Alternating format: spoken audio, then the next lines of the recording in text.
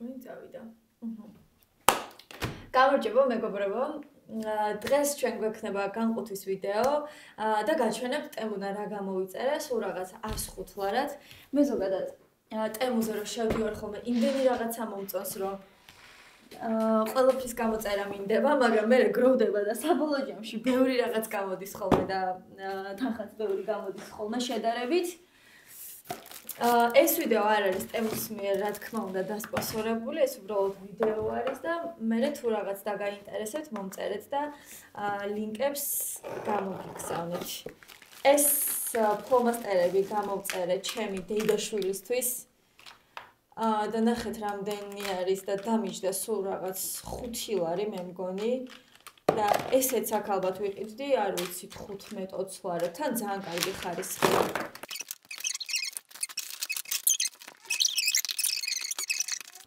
გამარჯობა სალომე. შენ სიწერ ხოლმე ტემუდან რაღაცებს ძალიან კაი.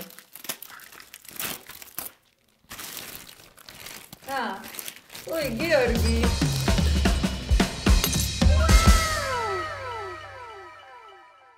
გამარჯობა, როგორ ხარ?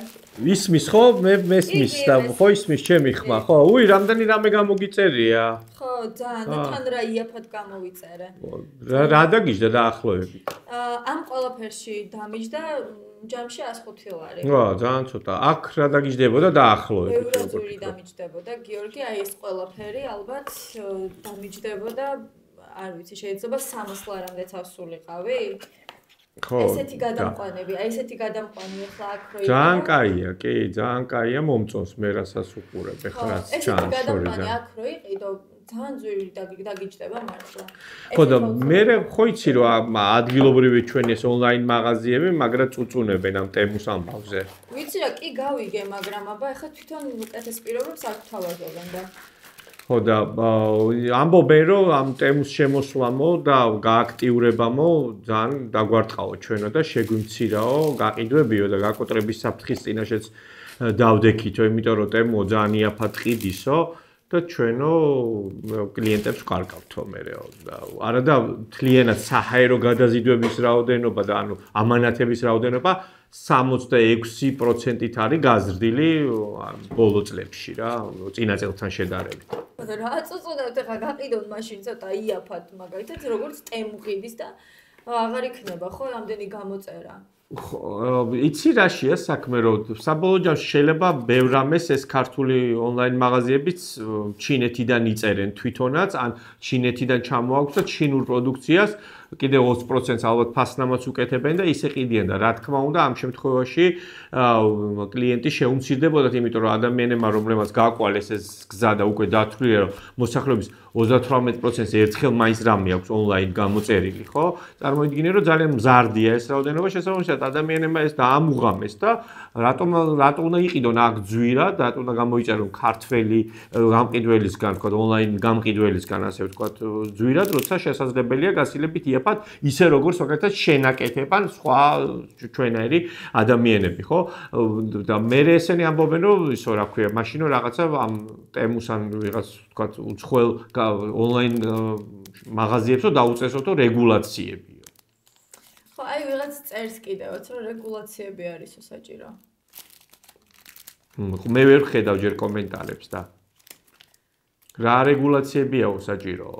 აი უწერია რომ რეგულაციები არისო საჭირო და რა რეგულაციებზე არის საუბარი არ ვიცი. გეტყვი, ხო, ანუ ალბათ აქ გულისხმობ თვითონ ეს ონლაინ მაღაზიებიც ახლა ნიუსებშიც იყო რა წავიკითხე რომ ამბობენ რომ იქნება არისო სხვა ქვეყნებშიცო მოდელი, როცა თქვა უცხოეთიდან რაღაცას რო იწერ, უფრო თქვა რაღაცა გადასახადები ემატებოდეს ან ამე მოსაკრებელი, ანუ რეგულაცია რას გულისხმობს, რომ რაღაცნაირად და გააძვიროს, ხო ეს საქონელი ან პროდუქტი, რასაც ვიწერთ, მაგრამ ეს საბოლოო ჯამში ხო მომხმარებელს დაარტყამს, ახლა წარმოიდგინე, რომ აქ სახელმწიფომ რაღაცა ისა ახალი შეზღუდვები ან დამატებითი ღირებულება დაგვიწესოს იმაზე, რასაც ჩვენ აქამდე ვთქვათ ასე თუ ისე უფასოდ ვიწერდით, ხო?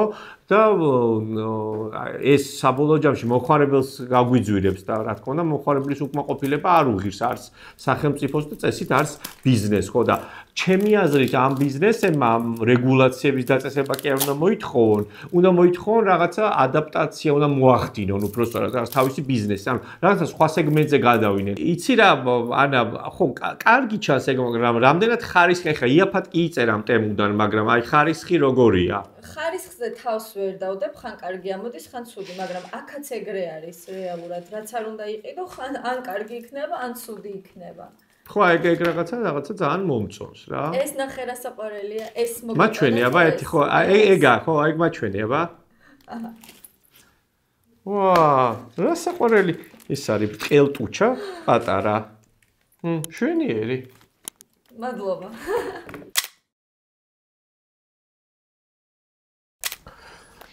ხო და რა რეგულაცია. აუ ამ ყავაზე ძალიან შეგაწუხეთ და ერთხელ მე მოგიდუღებ, მადლობა. კარგი, შემდეგზე შემზე იყოს. რას მეკითხებოდი? რას ნიშნავს ეს რეგულაციები, გამოწერებზე რეგულაციები საერთოდ ვის გაუგია? გამოწერებზე შეიძლება იყოს რა, რომ აი რაღაცა დამატებითი ფული გადაახდევინო პირობითად მომხმარებელს, რომელიც იწერს, ხო, იქიდან. რაც ეხა მე არ მგონია სწორი, იმიტომ რომ ბევრი მოხმარებლისთვის ძალიან კარგი საშუალებაა სხვადასხვა უცხოური გვერდებიდან გამოწერა რისი საშუალებით და შეიძლება ბევრად იაფად იყიდოს მათ შორის ცნობილი ბრენდების პროდუქცია იქნება თუ რაღაცა ტექნიკა და ასე შემდეგ და ასე შემდეგ. ხო, ამიტომ ეს რეგულაციები ძალიან კარგად გადასახედია რა, ანუ რაში წარდგება ქართულ ბიზნესს ამ რეგულაციების დაწესება? იცი რა, მომხმარებელს შეიძლება არა ხა ბიზნესის ინტერესი შეიძლება იყოს ის, რომ პირობითად უცხოელი ვთქვათ მოთამაშე, ასე კონკურენტი მისი უფრო შეზღუდოს და რაღაცა რახან ქართული ბიზნესია, გადასახადებს იხდის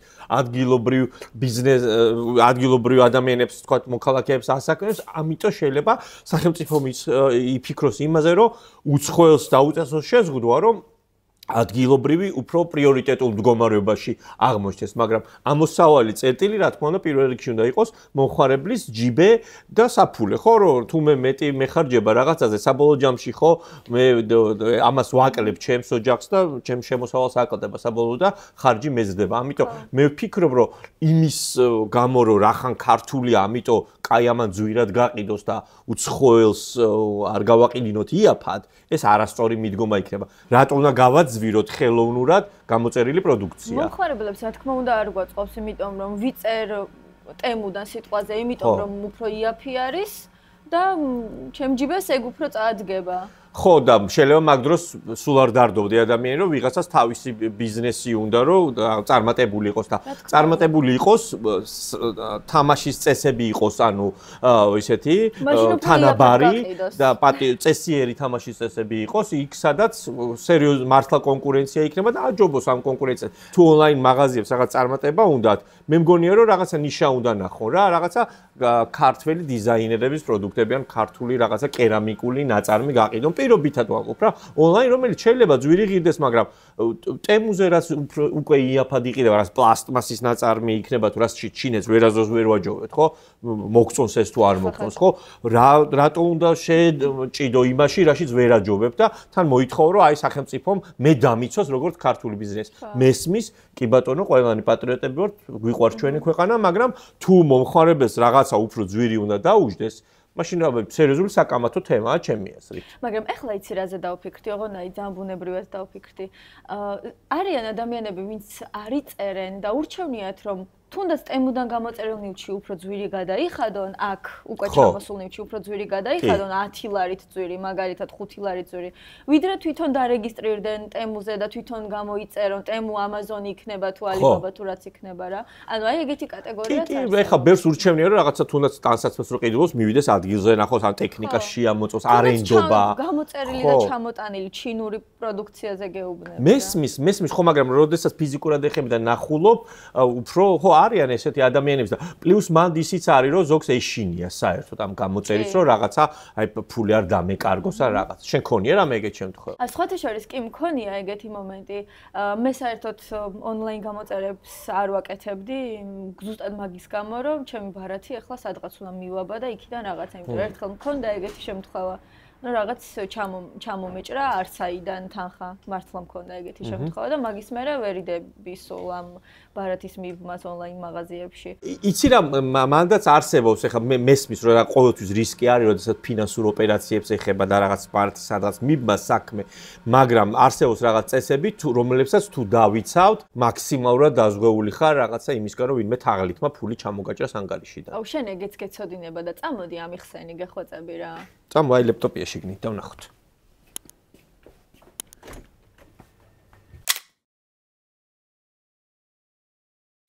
აი მე აქ რა არეულობაა ცოტა. მაინც გავხსნი მეც ლეპტოპს მოგეხმარები. აი ეს დავტესტოთ ახალი. ეგ მერე და ჯერ მაგას დავტოთ? როცა ხო და ეს გამოწერებისა ზოგადად ეს ფიშინგს რო ეძახიან, ხო იცი? ის რო არის რა, მოკლედ. კი, რაღაც ვიდეოები ნანახი მაქვს, მაგრამ ესე დეტალურად მეც არ ვიცი. იცი რა, ხო, ფიშინგი არის, ანუ ინტერნეტ თაღლითობა რა, რაღაცა ინტერნეტში ან თქვათ შენი ბარათის მონაცემებს იპარავენ და შეიძლება მე შენი ბარათის მონაცემები გამოიყენონ და ან ფული ჩამოგაჭრან ან გადარიცხონ სადმე რაღაცა მაგალითად ტოტალიზატორის ანგარიშზე ან რაღაცა კრიპტოვალუტის პირობითად ასევე არის რომ შეიძლება შენს მაგას ცეცხლიც კი აიღო რა მობაილ ბანკის პაროლი და რაღაცა თუ გაიგეს ამიტომ ეს არის რა ქვია ძალიან ყურადღებით უნდა ვიყოთ ამ ფიშინგის შემთხვევაში ონლაინ გამოწერებსაც შეეხება მანდ არის რამდენიმე წესი რაც უნდა დავიცვათ და მაქსიმალურად ვიქნებით დაზღვეული ჯერ პირველ რიგში რა თქმა უნდა ძალიან მნიშვნელოვანია რომ ის ვებგვერდი ან ის კომპანია რომელსაც თქვა ვყიდულობთ რაღაცას ვიცოდეთ რომელი კომპანიაა და ბარათს რომ მივაბამთ უნდა დავაკვირდეთ პირველ რიგში ამ ვებგვერდს აი HTTP რო აწერია ხო იცი თავიდან ვებგვერდში იმას უნდა მოყვებოდეს კიდევ S-ი ეს S-ი ინგლისურად ანუ security ნიშნავს უსაფრთხოებას ანუ HTTPS თუ არ არის ვებგვერდი ასეთ ვებგვერდს არ უნდა ვენდოთ აი ყველა ცნობილი გამოწერის ვებგვერდები რაც არის ყველას ეს S-ი მოყვება ამ HTTP-ს კლონირებულ გვერდებსაც აკეთებენ სხვათა შორის რა აი შეიძლება ვერ მიხვდე ძალიან გავდეს და თხოვა შენი მონაცემების შეყვანა და რომ შეიყვან მე უკვე გამოიყენონ ჩამოჭრისთვის. ამიტომ არავის შენი მონაცემები თუ არ ენდობი ვებგვერდს მით უმეტეს არ უნდა შეიყვანო. რაც შეეხება გამოწერას, ვთქვა, უნდა გქონდეს ჯობია რომ გქონდეს ცალკე ბარათი რომელსაც მივაბამთ ამ კონკრეტულ ვებგვერდს, რომელსაც ამ ბარათზე არ გვედება სულ თანხა, ჯობია რომ როცა გამოწერა გვიწევს, გადავიტანოთ ჩვენი ერთი ანგარიშთან ამ ბარათზე, რომ პირობითად სხვა დროს ვინმე მარჩა მოგვაჭრას და კონკრეტულად რა თანხაც გვჭირდება, ის თანხა განვათავსოთ. ამ დროს ასევე მნიშვნელოვანია რომ აი ვალუტის კონვერტაციისას რომ ძალიან არ დავზარალდეთ, კარგი იქნება თუ იმას ვიზამთ რა იმ ვალუტაში დავდებთ თანხას, რა ვალუტაშიც ვიწერთ. თუ მაგალითად დოლარშია, დოლარი დავდოთ, თუ ევროშია, евро დავდოთ, რომ ბანკის კონვერტაციისას არ დავკარგოთ რა, საბანკო კონვერტაციისას ბევრი ფული ვალუტის გადახურდავებისას. ასევე ძალიან მნიშვნელოვანია, რომ ჩვენი მონაცემები, რა თქმა უნდა, ინტერნეტით და არავის ისედაც არ გაუზიაროთ, ჩვენი ბარათი არ უნდა გავატანოთ არავის და არავის არ უნდა მივცეთ ჩვენი პირადი მონაცემები. ანგარიშის ნომერი შეიძლება რომ მივცეთ, იმიტომ რომ ჩვენი მხოლოდ ანგარიშის ნომერით ვერაფერს ვერ წაგვართმევს, მხოლოდ თანხას თუ ჩაგვირიცხავენ, მაგრამ აი ბარათის მონაცემები და აი CVC კოდს რო ეძახიან, ეგ თუ იცის, ხო, შეუძლია რომ რაღაცა ვებგვერდებზე გადარიცხოს ჩვენი ანგარიშთან ფული. ამიტომ ეს ძალიან მნიშვნელოვანია. და კიდე არის ბარათის დაზღვევა რა. ჯობია რომ ის ბარათი მით უმეტეს, რომელიც ასეთ გვერდებზე გვაქვს მიბმული, ხო, სხვა გამოწერებზე, ჯობია რომ იყოს დაზღვეული არა სანქცირებული ტრანზაქცია ქვია მას. ანუ თუ საეჭვო ის არის რა, მე ჩამოჭრა, ან ვინმე მისე ჩამოგვაჭრა ეს ფული, რომ არ ვიცოდით ჩვენ, შევატყობინებთ ჩვენს იმ კომერციულ ბანკს, რომლის ბარათიც არის და ის აგვინაზღაურებს ამ დაზღვევების ფარგლებში ამ თანხას, რაც ჩამოგვეჭრა. თუ მოხდა ისე, რომ რაღაც თანხა ჩამომეჭრა, მე რა ხდება? ხო, პირველ რიგში ძალიან მნიშვნელოვანია, რომ დავრეკოთ რა თქმა უნდა ბანკში, ბარათი დავაბლოკინოთ აუცილებლად. შეგვიძლია ჩვენ თვითონაც მობაილ ბანკის საშუალებით დავაბლოკოთ, მაგრამ დავრეკოთ ბოლო-ბოლო.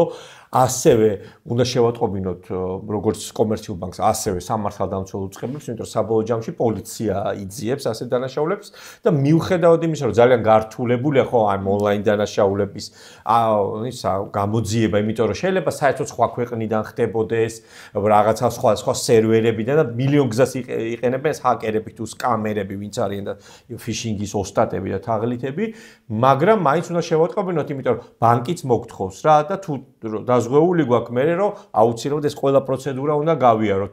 ყოფილა შემთხვევები სხვათა შორის რომ გამოუძიებიათ ჩვენთან და დაუჭერიათ კიდეთ მათ შორის სხვა ქვეყნების მოქალაქეები, რომლებიც ასე ონლაინ თაღლითობას ეწეოდნენ და ფიშინგს და ქართველებს პარავდნენ თანხას. რავი, ხან მესენჯერში მოუწერიათ, რომ აი ისა რა ქვია, ვიღაცა შეიძლება შენ მეგობარს გაუტეხონ პირობითად Facebook Messenger-ი და იმის სახელით მოგწერო, რომ აუ ისა 50 ლარი აკლდება და შენი ბარათის მონაცემები მითხარი, რომ ჩამირიცხო თუ რაღაც. ან თან გატყუებენ, ძალიან მარტივი მისახვედრია, მაგრამ ძალიან ბევრი ადამიანი სამწუხაროდ მოტყუდა. ეხლა უცებ წარმოიდგინე, რომ მე რო გწერდე უცებ, რომ აი ანა რაღაცა გამიჭირდა და სადღაც მარტო ვარ. შეიძლება კი ეჭო რა უნდა ეხლა რა 50 ლარზეა ლაპარაკი, მაგრამ ნუ ვიღაცები სამწუხაროდ მოტყუდნენ. ამიტომ აუცილებელია რომ ძალიან ყურადღებით ვიყოთ და თან პლუს ხო პოლიციისთვის შეტყობინებაც აუცილებელი. ხშირად ხდება როგორ იცი რომ აი შეიძლება $20, 20 აი ცოტათი დაიწყო ჩამოშე ყოფილა შემთხვევები რა მქონია მეც და უკითხავთ ადამიანებს რომ აი ვერც შევატყვეო რა რაღაცა 20 ლარი რო ჩამოშე არ მივაქციო ყურადღება და მე უცებ შეიძლება მოხდეს და უფრო დიდი თანხაც ჩამოგაჭრა. ამოწმებენ რა რამდენი გაქვს ანგარიშზე თუ იჭრება და იჭრება მერე ხო, იცი რა არის, თან ამ თანხას ანგარიშზე იმდენად და რამდენადაც შენ რამდენად ყურადღებით ხარ, ხო? და ასევე SMS სერვისი უნდა გქონდეს ჩართული, რომ ყველა ტრანზაქციაზე, ანუ ყველა გადახდაზე უნდა მოგდიოდეს SMS-ი თუ რამდენი ჩამოგვეჭრა, ვისგან ჩამოგვეჭრა და ასევე რამდენი დაგვრჩა ანგარიშზე, რომ ესეც შევამოწმო. ძალიან კარგი ინფორმაცია. თან ანუ ყველაფერი ისეთი არის, რომ ხო, რთული არა, ანუ ახლა რაღაცა ბირთვულ ფიზიკაზე ხო ლაპარაკობ, რაღაცა ძალიან რთული არ არის, რა. მარტივია, რომ შენი მონაცემები არავის არ მისცე და აკვირდი რომელ ვებგვერდზე შედიხარ და სანდო იყოს, უნდა ენდობოდე პირველ რიგში ისე